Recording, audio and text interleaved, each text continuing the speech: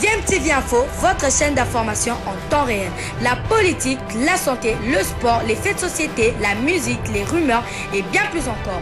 Vous découvrirez cela dans notre chaîne DMTV Info.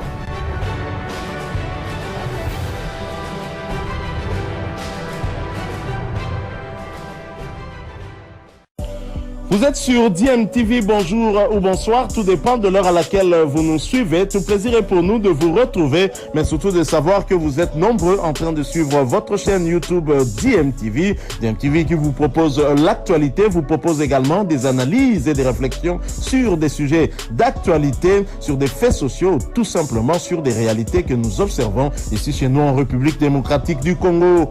Coupe d'Afrique des Nations féminines 2026, la RDC jouera le Botswana pour le premier tour des éliminatoires avant même l'édition 2025 qui aura lieu l'été prochain au Maroc. La Confédération africaine de football a effectué hier jeudi le tirage au sort des éliminatoires de la CAN féminine 2026 qui sera également organisé par le Royaume chérifien.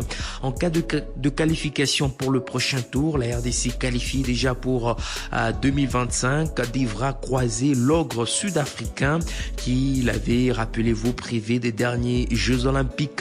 Et à l'issue du deuxième tour programmé du 17 au 26 février 2026, on connaîtra les 11 sélections qui accompagneront en phase finale le Maroc qualifié d'office comme pays hôte. Je rappelle qu'il y a 38 pays qui sont engagés dans ces qualifications et sont exemptés de ce premier tour.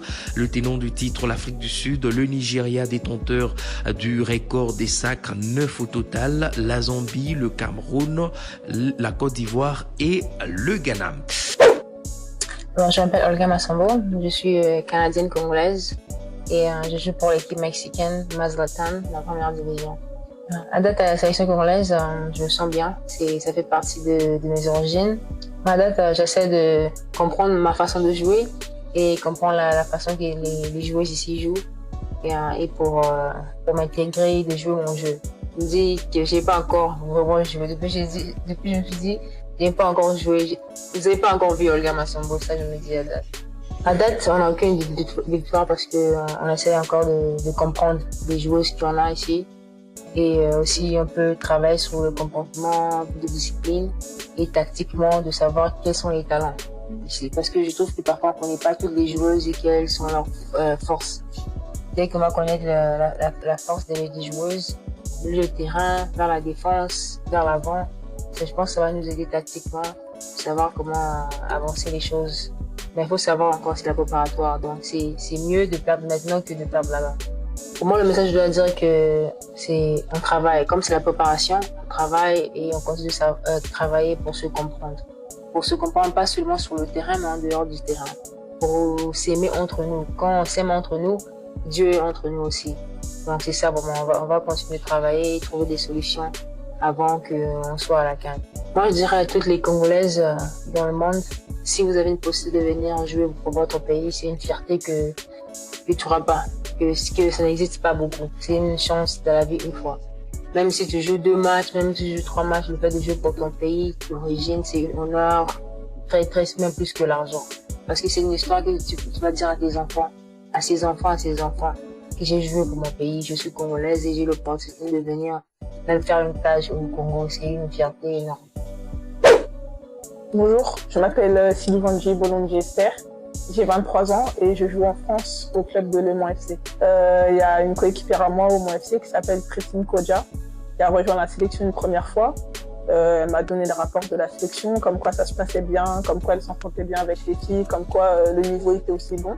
Donc j'ai voulu aussi tester et c'est aussi le pays de mes parents, c'est le pays qui a fait naître mes parents, etc. Donc c'était vraiment une chance pour moi de rejoindre la sélection. Ça se passe super bien, malgré les défaites, ça se passe quand même super bien. Ça me fait plaisir d'être à Kinshasa, c'est un symbole pour moi d'être dans la capitale du Congo. Et voilà, c'est une fierté pour moi de représenter mon pays, quoi. En tant que compétitrice, en tant que sportive, ça fait pas plaisir de perdre. Forcément, quand on a cette arme de gagner, ça fait toujours du mal de perdre, surtout quand on représente une nation. Donc j'espère que les prochains matchs vont nous permettre de décrocher cette victoire. Je pense qu'il y a une remise en question qui doit avoir lieu. comme toute défaite, on apprend forcément d'une défaite, mais je pense que nos défaites passées doivent vraiment nous servir pour nos futurs matchs. Je pense qu'il y a de l'intensité à mettre sur les futurs matchs. Je pense qu'il y a de l'intensité défensive ainsi que l'intensité offensive à mettre. Et je pense que ça va nous permettre de pouvoir gagner les prochains matchs. Déjà, dans un premier temps, j'espère être sélectionné. Je pense on vient en sélection pour ça. On fait les matchs amicaux pour pouvoir être sélectionné durant la CAN. Je pense qu'il faut que je travaille avec mon club, le Mans FC. Il faut que tous mes entraînements ainsi que tous mes matchs soient à fond pour pouvoir performer, exceller même dans le domaine. Et pourquoi pas être sélectionné pour la CAN. Donc là, c'est un peu compliqué pour moi, mais Boz à la CAN à Bissau. Parce que on a besoin de vous, on voit tous vos commentaires, qu'ils soient positifs ou négatifs. Et on a besoin de vous, on a besoin de votre force pour pouvoir exceller dans le domaine que nous pratiquons. Venez, c'est une chance pour nous de pouvoir servir le pays de nos parents. Je pense que c'est une fierté, que ce soit pour nous ou même pour notre famille. Et puis c'est une expérience différente de la France, du Mexique ou d'autres pays. Et ça nous nourrit d'autres pays, ça nous nourrit d'autres cultures et ça nous permet d'évoluer en tant que sportive et en tant que femme.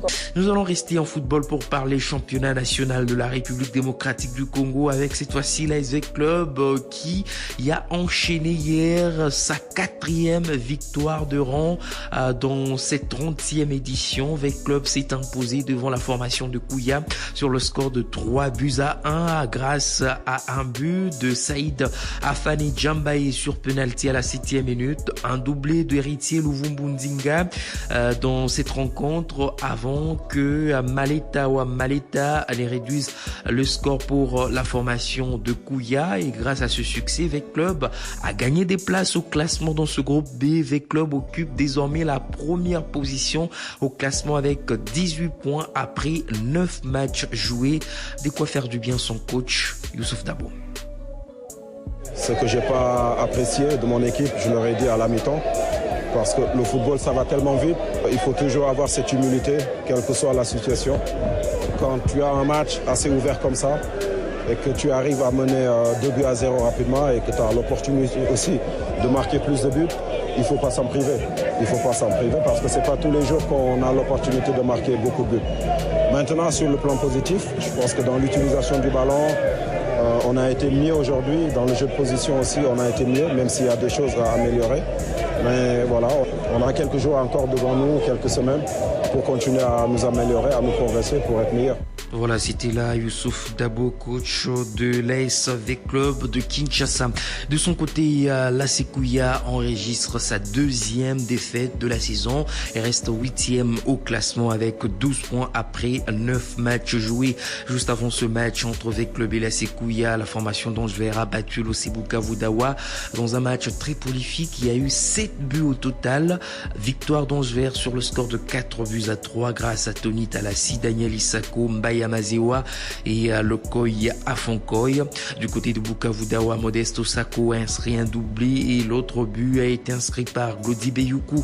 La formation d'Angevert, grâce à ce succès, passe à la 6e position avec 15 points après 10 matchs joués. De son côté, l'OC Bukavu Dawa descend à la 7e place avec 13 points après 11 sorties dans ce groupe. Dans le groupe A, FC Saint-Éloi Lupopo a été battu par la GS Groupe Bazano sur le score de 2-1. Les Kamikazes se sont imposés grâce au but de Moïse Ntimba et John Pueto. L'unique but du match côté Lupopo a été inscrit par Michael Kimputu.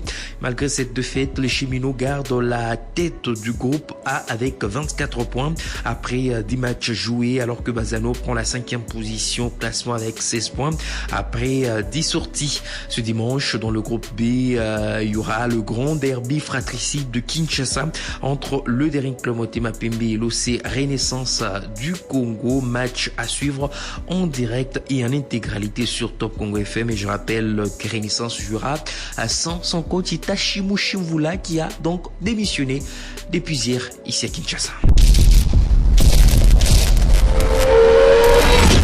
Bilile le kamalo bana evele.